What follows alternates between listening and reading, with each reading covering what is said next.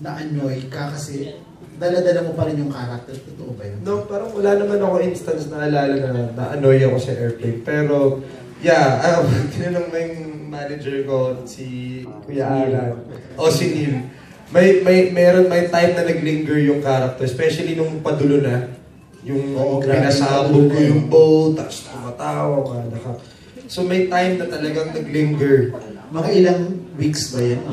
Dala-dala mo hanggang bahay? Yung ending na yun, oo, medyo intense. Kasi everyday taping, puyatan. Tapos, alam mo yung hindi ko na mabitawan yung character kasi nga, pa-ending na to eh. Hindi ako pwede pumalpak dito kasi sayang natin pinaghirapan ko kung dito pa ako papalpak. So, may time na, yun, ang hirap kong, medyo mahirap akong kausap. Medyo, very sensitive ako. Yung isang maliit na bagay lang, bilis ko na mag-flare up. Ganyan. Pero, ang mabuti naman doon, naiintindihan ako ng mga manager ko. Naiintindihan ako ng Kuya Alan Magdali.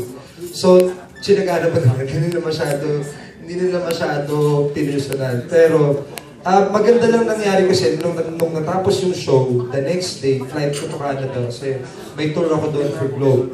So doon nakapag-release ako. Doon ako medyo nag-relax ng konti.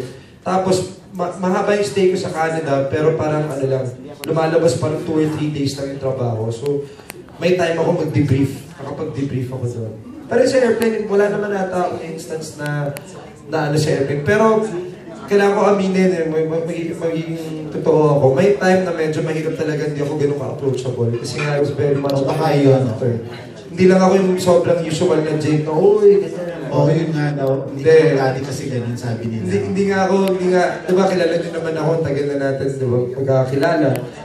Nung time nung ikaw lamang is very much into character. Kahit pag kunyari nag-mall show, ganyan, I really just do my thing, hindi right away. Parang ganyan. Kasi parang, siyempre, lalo na ngayon sa mga panahon ng Twitter at Instagram, nararamdaman mo yung pakiramdam ng mga opinion ng mga tao, di ba? So as much as possible, parang kahit saan ako tumingin, nararamdaman ko na ako si Franco. Kasi sa Twitter, tawag na nila sa akin, Franco. Sobrang ring sila sa performance. Yun na, well worth it naman. Saka wala naman akong paano tinapakan, wala naman akong binastosan.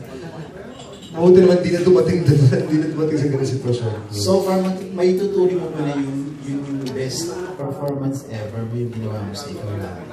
Para sa akin kasi yun, ako, masasabi ko, it's one of my favorites. Na first time ako gumawa ng isang role na kinumit ko sarili ko, hindi ako natakot sa sasabihin ng tao na parang, tsaka maganda yung samahan namin ng set kasi hindi rin mag-work yun kung hindi rin yung relationship namin ni Kim.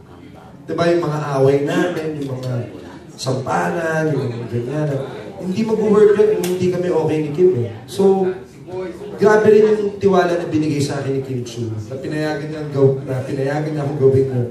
Pero kailangan minsan hindi ko siya sinampal na totoo sa show. Lahat ng daya, lahat yun. Pero, ang laki lang ng pasasalamat ko kay Kim Chiu. Kasi kami madalas magka-eksena eh. So, nagtulungan kami dalawa. Thank you.